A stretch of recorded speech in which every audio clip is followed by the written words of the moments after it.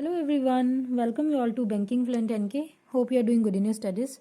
So friends, in this video I'll be telling you all that मैंने IBPS PO mains में कितना attempt किया, क्या क्या वहाँ पे आया था। तो ये वीडियो मैं काफ़ी लेट बना रही हूँ क्योंकि मैं ना अभी घर पहुँची हूँ, तो काफ़ी लेट घर पहुँची हूँ मैं, so that is why it is late. And first of all I will talk about reasoning section. Quants के बारे में लास्ट में बात करेंगे, फाइन।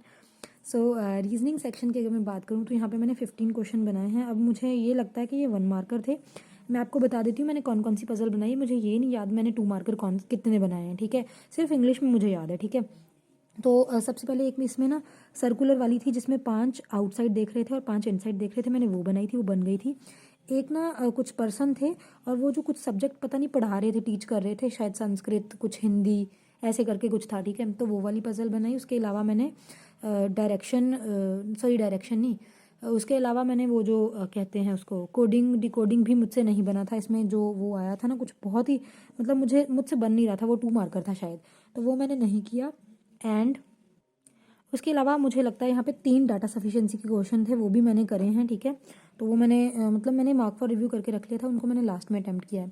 एक ब्लड रिलेशन वाली पजल में थोड़ा सा मेरा टाइम वेस्ट हो गया, मुझसे बनी नहीं।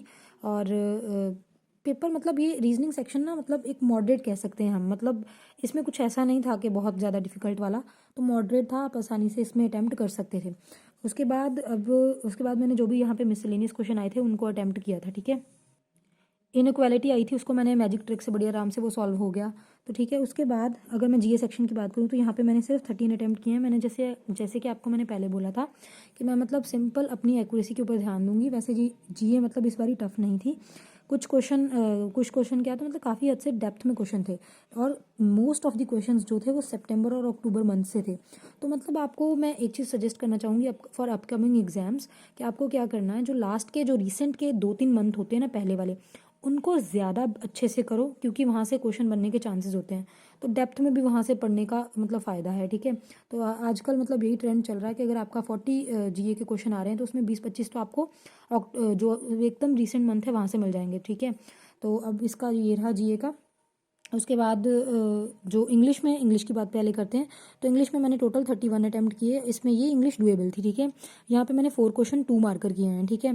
तो यहाँ से मतलब 8 नंबर तो इसके हो गए और बाकी के जो क्वेश्चन है वो मैंने 1 मार्कर किए हैं, तो ये आप उसके हिसाब से देख लो, ठीक है।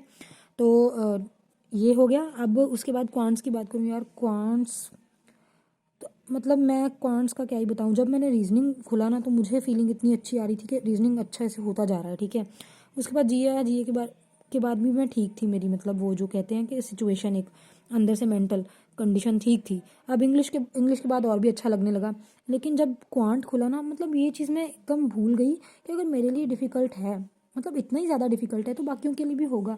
तो मतलब उस सिचुएशन में मैं इतनी ज़्यादा नर्वस हो गई, मेरे अंदर यही चल रहा था जब तक, तो मतलब लाइक 10 मिनट तो ऐसे ही चले गए होंगे कि मुझसे डिसाइड ही नहीं हो रहा था मैं कौन सा क्वेश्चन अटैम्प्ट करूँ। वहाँ पे एक नंबर सीरीज़ वाला क्वेश्चन था 1 2 3 करके, तो वहाँ पे रॉन्ग नंबर सीरीज़ थी। तो पहली में मतलब मैं आपको थोड़ा सा पैटर्न बता देती हूँ। तो एक में तो ऐसे था ना कि 2 का क्यूब उसमें -1 करना है, 3 का क्यूब -1 करना है, 4 का क्यूब -1 करना है। एक में सिंपल डिफरेंस था, मुझे याद नहीं अभी शायद। तो मतलब तो वहाँ पे वो अच्छे से बन रहा था, ठीक है। तो मतलब वो सही थी वो, उसके आई थिंक 3 क्वेश्चन थे, वो जो नंबर ये थी ना रॉन्ग नंबर सीरीज़ वाली, ये 3 यहाँ पे नंबर सीरीज़ दे रखी थी, उसके 3 क्वेश्चन थे, तो वो 3 मैंने बनाए। उसके अलावा यहाँ पे मैंने एक पोएम्स एंड स्टोरीज़ वाली कुछ थी, डीआई थी। उसमें एक एम था, एन था एंड के था। के की वैल्यू 25 थी, एन की शायद 70 थी एंड एम की 45 थी। तो इसमें भी शायद 2 या 3 क्वेश्चन थे, वो भी मैंने 2 ही थे क्योंकि मैंने टोटल 5 अटैम्प्ट किए हैं क्वांट्स में।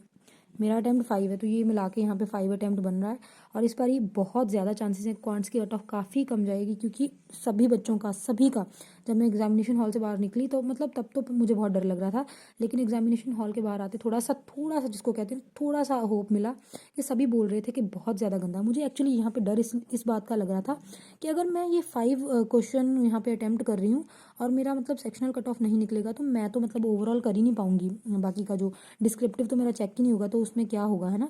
तो इस वजह से थोड़ा सा दिक्कत हो रही थी। बाकी कोई बात नहीं, पेपर जो जैसा भी गया ठीक गया। क्वांट्स की कट ऑफ कम जाएगी, ओवरऑल भी मुझे लगता है कम ही जाएगी, ठीक है। तो इसका अभी यहाँ पे छोड़ देंगे क्योंकि हमें अभी एसबीआई क्लर्क और मेंस की तैयारी करनी है और जिनका एसबीआई पीओ है उनको उसके लिए भी पढ़ना है, ठीक है। बाकी जब रिजल्ट आएगा फिर देखा ही जाएगा, ठीक है। डिस्क्रिप्टिव में मैंने लेटर करी वो जो एडिटर को लिखनी थी, वाटर हार्वेस्टिंग के ऊपर वो वाली। एंड ऐसे मैंने किया violence in movies and video games, जो ऑनलाइन वीडियो गेम्स होती हैं उनका जो चिल्ड्रन सॉरी यंग जनरेशन है उसके ऊपर क्या इम्पैक्ट पड़ता है, तो वो किया। तो मतलब मुझे ना इस चीज़ का इतना स्ट्रेस हो गया कि मैंने जब ये डिस्क्रिप्टिव खोला, मैंने वहाँ पे ऑप्शंस देखी नहीं, फर्स्ट वाली जो लेटर आई मैंने वही कर दी, और जो सेकंड वाला ऐसे था वो मैंने फटाफट से वहाँ पे ऐसे में मैंने मतलब चॉइस ढूंढ ली। लेकिन यहाँ पे लेटर में मुझे पता ही नहीं चला कि यहाँ पे 3 ऑप्शंस आती हैं, तो मतलब बहुत ज़्यादा दिक्कत हो रही थी।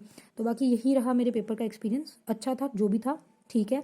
सो अभी हम इसका फिक्र नहीं करेंगे, ठीक है, क्योंकि जो होना है वो तो अभी हो चुका है, ठीक है। अब रिजल्ट आएगा उसके बाद में भी हम डिस्कशन कर सकते हैं कि कैसा गया कैसा नहीं गया, ठीक है, जो भी अब हो चुका है फाइन।